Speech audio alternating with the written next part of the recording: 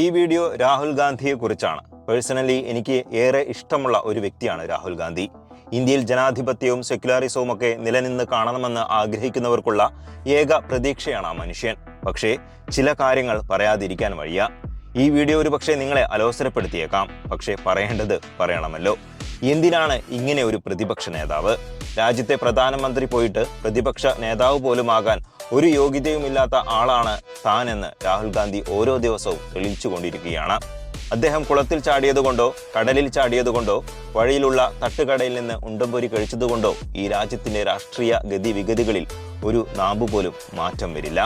രാജ്യത്തെ ഭൂരിപക്ഷം വരുന്ന ജനങ്ങളുടെ വികാരവും വിശ്വാസവും നേടിയെടുക്കാത്തിടത്തോളം കാലം അദ്ദേഹം ഭാവി പ്രധാനമന്ത്രിയായി തന്നെ തുടരുമെന്ന കാര്യം വളരെ വേദനയോടെ നമ്മൾ തിരിച്ചറിയേണ്ടിയിരിക്കുന്നു. 2024 പൊതു തെരഞ്ഞെടുപ്പ് കഴിഞ്ഞിട്ട് 1.5 വർഷത്തിനുള്ളിൽ നടന്ന തെരഞ്ഞെടുപ്പിൽ കോൺഗ്രസ് ആകെ അധികാരം നേടിയത് കേരളത്തിൽ മാത്രമാണ്. അതിനുള്ള കാരണം പിണറായി എന്ന അഹങ്കാരിയുടെ ഭരണത്തിൽ നിന്ന് മോചനം നേടാൻ വെമ്പൽ കൊണ്ട കേരള ജനത വീണ്ടും പിണറായി അധികാരത്തിൽ വരാതിരിക്കാൻ ഒന്ന് മാറ്റിക്കുത്തണം എന്ന തിരിച്ചറിവിൽ വോട്ട് ചെയ്തതാണ്. അല്ലാതെ അത് രാഹുൽ ഗാന്ധിയുടെയോ പരിവാരങ്ങളുടെയോ ഈവൻ സതീശന്റെ പോലും വിജയമല്ല. അദ്ദേഹം ഓരോ തെരഞ്ഞെടുപ്പ് കഴിയുമ്പോഴും വിദേശ ടൂർ പോകും. എവിടെ പോകുന്നു, എങ്ങോട്ട് പോകുന്നു, കൂടെ ആരൊക്കെയുണ്ട് എന്ന കാര്യത്തിൽ കോൺഗ്രസ് പ്രവർത്തകർക്കോ നേതാക്കന്മാർക്കോ പോലും അറിവില്ല. അതുപോലെ ചിലപ്പോൾ അമേരിക്ക പോലുള്ള രാജ്യങ്ങളിൽ പോയി മോദി സർക്കാരിനെതിരെ പ്രസംഗം നടത്തും. അല്ലാതെ ഈ രാജ്യത്തെ പൊതുജനങ്ങളെ ബാധിക്കുന്ന പ്രശ്നത്തിൽ ഇടപെടുന്നില്ല എന്ന് പറയുന്നില്ല. പക്ഷേ അദ്ദേഹം ഇടപെട്ട് സമരം നടത്തി വിജയിച്ച ഏതെങ്കിലും വിഷയമുണ്ടോ?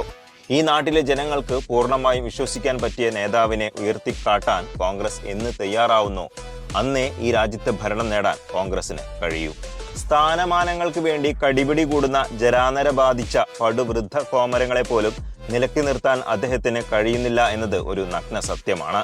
ഇന്ത്യയിൽ ഏറ്റവും വലിയ വിഭാഗം ജൻസിയാണ്. അവരുടെ ശക്തി എന്താണെന്ന് നമ്മൾ കണ്ടതാണ്. പക്ഷേ കോൺഗ്രസിന്റെ അധ്യക്ഷന്റെ പ്രായം 84 ഇതുപോലും മനസ്സിലാക്കി പുതിയ നേതാക്കന്മാരെ വളർത്താനോ സ്ഥാനങ്ങൾ നൽകാനോ ഇന്ത്യൻ ജനമനസ്സുകളിൽ ഡീപ് റൂട്ടഡായ ഒരു പാർട്ടിയും അതിന്റെ നേതാവും ഇനിയും തയ്യാറാവുന്നില്ലെങ്കിൽ വീണ്ടും 50-ലും 100 സീറ്റിലുമൊക്കെ അവർ ഒതുങ്ങും. രാഹുൽ ഗാന്ധി ആദ്യം മനസ്സിലാക്കേണ്ട ഒരു കാര്യം അദ്ദേഹം ഒരു സീസൺഡ് പൊളിറ്റീഷ്യൻ അല്ല എന്നതാണ്.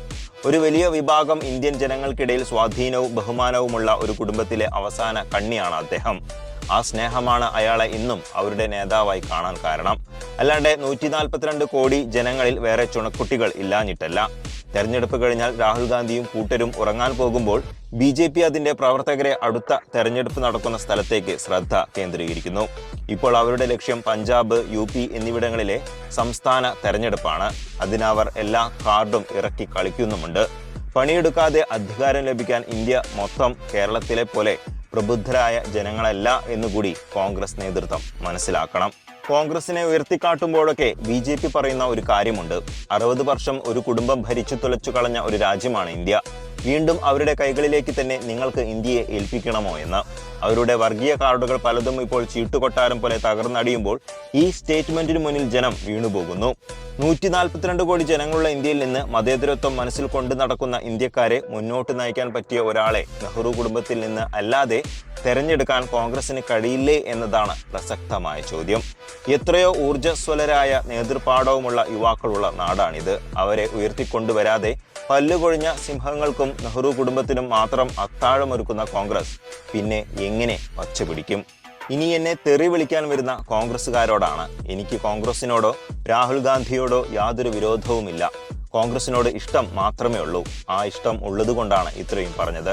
സ്തുതിപാഠകരെയല്ല വിമർശകരെയാണ് നിങ്ങൾ കേൾക്കേണ്ടത് എന്നുകൂടി പറഞ്ഞുകൊണ്ട് അവസാനിപ്പിക്കുന്നു. ജയ് ഹിന്ദ്.